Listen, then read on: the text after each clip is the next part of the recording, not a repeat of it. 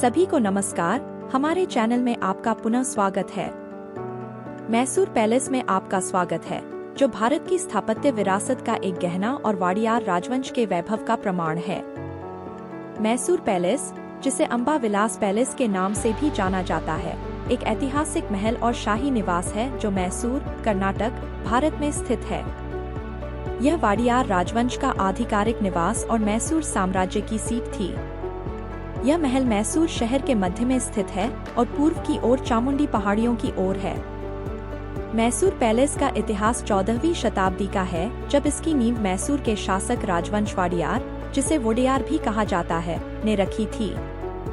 पुराने महल का निर्माण शुरू में मैसूर के पहले राजा यदुराय वाडियार ने पुरागिरी, पुराना किला, में करवाया था।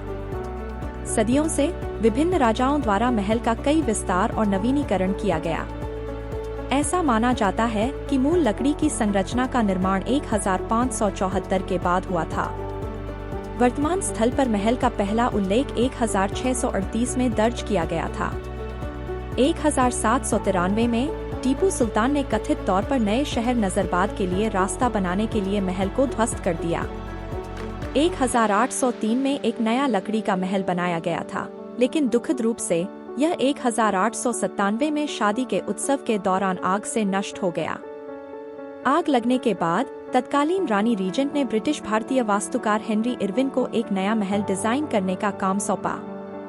वर्तमान मैसूर पैलेस, जिसे नया किला भी कहा जाता है, का निर्माण 1897 में शुरू हुआ और 1912 में पूरा हुआ। महल में इंडो-सार्सेनिक वास्तुशिल्प तत्वों के साथ एक विशाल 3 मंजिला ग्रे ग्रेनाइट संरचना है। इसका प्रतिष्ठित 5 मंजिला टॉवर एक सोने के गुंबद में समाप्त होता है। यह महल एक ऐतिहासिक किले के भीतर स्थित है और इसे अंबा विलास भी कहा जाता है। 1947 में भारत को आजादी मिलने के बाद महल राज्य के स्वामित्व में आ गया, जबकि इसका एक हिस्सा पूर्व महाराजाओं के वंशजों को दिया गया है। मैसूर पैलेस अब एक संग्रहालय और एक प्रमुख पर्यटक आकर्षण के रूप में कार्य करता है। पर्यटक खंभों वाले दरबार हॉल सहित अलंकृत कमरों का आनंद ले सकते हैं। इसके अतिरिक्त हर शरद ऋतु में महल में भव्य दशहरा उत्सव मनाया जाता है। अलामेलम्मा का श्राप मैसूर के तत्कालीन शासक वाडियार राजवंश से जुड़ी एक दिलचस्प और स्थायी किंवदंती रही है। आइए जानें इस दिलचस्प कहानी को। कहानी 1612 में शुरू होती है। राजा वोडेयार के शासनकाल के दौरान, जिन्होंने विजयनगर साम्राज्य के तहत क्षेत्र पर शासन करने वाले बीमार तिरुमलाराजा को गद्दी से हटाने के बाद मैसूर पर अधिकार कर लिया था। तिरुमलाराजा की पत्नी अलमेलम्मा अपने पति के सिंहासन से बेदखल होने से बहुत परेशान थी। जब वोडेयार के सैनिकों ने उनके साथ ले गए शाही आभूषणों को जब्त करने के लिए उनका पता लगाया, तो अलमेलम्मा ने एक दुखद भाग्य चुना।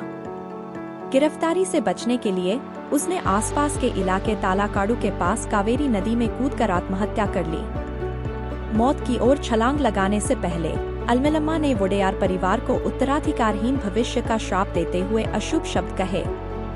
तालाकाड रेत के बंजर विस्तार में बदल जाए, मलंगी, कावेरी के तट पर बसा एक गांव एक अथाह भंवर में बदल जाए। हो सकता है कि मैसूर के वाडियार को अनंत काल तक बच्चे न हों। ये शब्द सदियों से वाडियार परिवार को परेशान करते रहे हैं, जबकि कुछ लोग श्राप को पूरी तरह से अंधविश्वास मानते हैं। वोडेयार स्वयं अपने परिवार के वंश में गोद लेने के पैटर्न को स्वीकार करते हैं। पिछली शताब्दियों में कई वोडेयार शासक प्रत्यक्ष वंशजों के बजाय दत्तक पुत्र, भतीजे रहे हैं।